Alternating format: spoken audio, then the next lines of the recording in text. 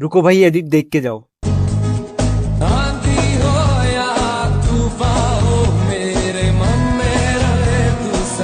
तो चलो अब जानते हैं इसे बनाते कैसे हैं। आज है हमारा 30 डे क्रेडिट सीरीज का डे 23। सबसे पहले अपनी इमेज इंपोर्ट करेंगे हम कैपकट में और उसे कर देंगे बीच से स्प्लिट। उसके बाद ओवरले में जाके हम ये वीडियो ऐड करेंगे जो कि आप स्क्रीन रिकॉर्ड करके इजीली क्रिएट कर सकते हो। उसके बाद मास्क में जाके हम सेलेक्ट करेंगे सर्कल वाला मास्क और इसे जो है आई बॉल में एडजस्ट कर लेंगे कुछ इस तरीके से।